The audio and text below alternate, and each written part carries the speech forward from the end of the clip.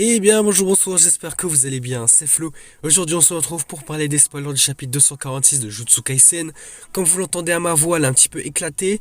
Du coup, j'espère que ça vous dérangera pas trop pour la vidéo. En tout cas, au pire, si ça vous dérange, n'hésitez pas juste à suivre la lecture des spoilers, passer la vidéo juste pour lire. Et puis, on discutera du chapitre dans les commentaires si vous le souhaitez. Du coup, avant que la vidéo ne commence, je vous le rappelle, si vous voulez me soutenir et suivre les prochaines vidéos, n'oubliez pas de vous abonner à la chaîne et c'est parti. Donc, pour ceux qui suivent la vidéo normalement, comme d'habitude, alors le chapitre va démarrer avec Higuruma qui se maudit pour son manque d'expérience au combat. Parce que c'est vrai que le chapitre précédent, à peine il était entré sur le champ de bataille, qui s'était pris l'attaque de lacération là, de Sukuna directement. Du coup, à peine arrivé, il était un petit peu en mauvaise posture. Ensuite, de son côté, on voit que Kusakabe utilise le domaine simple pour se protéger. Sukuna va alors commencer à analyser la situation et va dire que tout le monde utilise la technique de base de renforcement d'énergie occulte et que l'entraînement de base de Yuji s'est remarquablement amélioré, bien que ce ne soit pas autant que le prolongement du territoire. Kusakabe, on voit qu'il a réussi à diluer la technique occulte de Sukuna et à atténuer les dégâts en utilisant le domaine simple, alors qu'il comprend parfaitement les capacités de clivage et de démantèlement de Sukuna. Donc ça, c'est un peu le nom des techniques de Sukuna, ça dépend des traductions parce que c'est un petit peu bizarre. Ensuite, Kusakabe va se demander pourquoi Sukuna n'a pas utilisé le feu qu'il avait utilisé à Shibuya par exemple, qui était suffisamment puissant pour exorciser Jogo. Puis Kusakabe va finalement décider que c'est une perte de temps d'y réfléchir et il va se dire que Sukuna ne peut pas l'utiliser maintenant. Igoroma va alors s'excuser et va dire que bien qu'il ait obtenu la peine de mort pour Sukuna, la confiscation ne s'appliquait qu'aux outils occultes. Donc pour le coup, Sukuna il a juste perdu l'usage de son objet occulte. Kusakabe va alors tenter d'encourager Igoroma en lui disant qu'ils peuvent éliminer Sukuna en utilisant cette épée et qu'il protégera Igoroma même s'il doit y laisser la vie et qu'il doit mourir. Nous voyons ensuite Shozo qui va tenter d'attaquer Sukuna, mais Sukuna disparaît immédiatement de sa vue et va transpercer soudainement Shozo de ses deux mains. Nous verrons ensuite Ino qui va attaquer Sukuna en utilisant la lame émoussée de Nanami. Donc ça c'est super cool de voir en quelque sorte le retour de Nanami, puisqu'il va utiliser quand même son arme. Ensuite nous voyons Sukuna qui va se féliciter de cette attaque plus forte et qu'il ne s'y attendait, mais il repousse immédiatement Ino d'un coup de pied. Nous voyons Kusakabe et Yuji qui font une attaque conjointe et Goroma va balancer son épée d'exécution. Cependant, évidemment, ça serait trop facile qu'il le tue directement. Sukuna va réussir à esquiver. Il va s'emparer d'Iguruma et va le frapper hyper fort.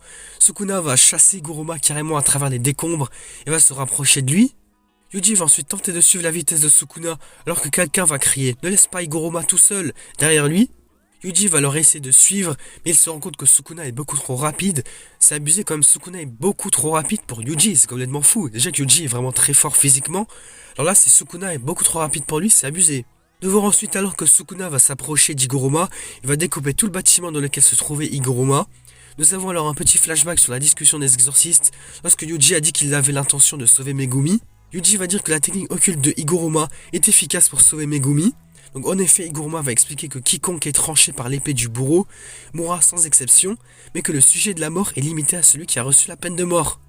Donc Igoroma va se dire que puisqu'il a déjà été prouvé que les justiciers peuvent reconnaître plusieurs âmes dans une personne, si Sukuna reçoit la peine de mort, alors ils peuvent couper et tuer Sukuna, dont en récupérant l'âme de Megumi sans aucun mal.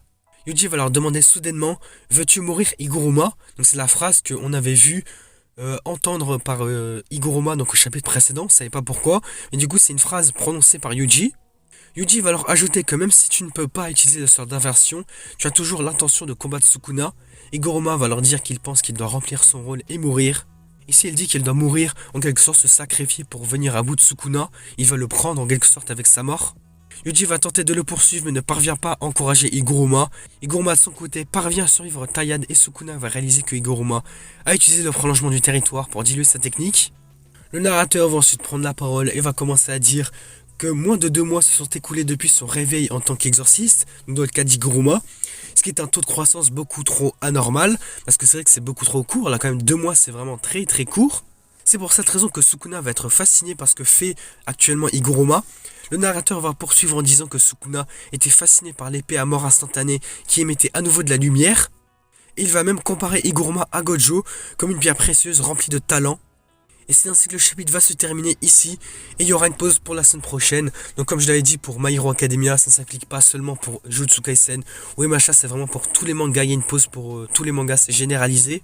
Du coup voilà, le chapitre s'arrête là, sur un moment qui est vraiment complètement fou. Donc je sais pas si vous avez vu l'image, mais en tout cas allez la voir, la dernière image du chapitre, la dernière page. Nous voyons Igoroma complètement éveillé, on va dire, comme un Gojo qu'il aurait fait à son retour contre Toji. Donc là, c'est complètement abusé parce que juste quelques instants avant, Iguruma n'avait pas utilisé le prolongement de territoire et là, il l'utilise. Nous voyons également son épée du bourreau qui réémet de la lumière. Donc on voit qu'il est revigoré, il est plus fort qu'il ne l'était tout à l'heure. En tout cas, vu le flashback et les dires de Yuji et de Iguruma, tout laisse à croire, tout laisse à penser que prochainement, Iguruma se laisserait mourir pour emporter Sukuna. Alors je sais pas ce que vous en pensez, mais en tout cas c'est le plan qu'Iguruma a mis en place, puisque l'épée du bourreau, comme on l'a vu, elle tuerait l'âme de Sukuna, et du coup ça permettrait de récupérer l'âme de Megumi, sans aucun mal, sans aucune blessure pour lui. Du coup voilà, je pense qu'on va s'arrêter là pour cette vidéo. N'hésitez pas à me faire part de vos théories, vos impressions, tout ça dans les commentaires. Je m'arrête ici, c'est vrai que je pourrais discuter un petit peu plus, mais vu ma voix cassée là, j'ai un peu du mal à parler trop longtemps. Donc je vais m'arrêter là. En tout cas, j'espère que la vidéo vous aura plu. Et si c'est bel et bien le cas, n'hésitez pas à liker, à commenter, à partager comme d'habitude. Et puis du coup, moi je vous dis à la prochaine, sans doute dans 2 semaines, puisqu'on n'aura pas de chapitre du coup la semaine prochaine pour à la fois MHA et Jujutsu Kaisen. Pour Blue Lock, on aura un chapitre là ce samedi. Après, je pense que pour la semaine prochaine, on n'aura pas de chapitre également, je pense. Et puis, comme je l'avais dit dans la vidéo sur MHA, je ne sais pas ce que je ferai pour la semaine prochaine. Est-ce que je ferai une petite vidéo pour discuter voilà, autour de MHA, autour de Jujutsu Kaisen, je sais pas du tout. Ou une petite vidéo inédite voilà, qui n'a pas trop de rapport avec ce que je fais d'habitude. Un peu sur MHA, un peu sur JJK.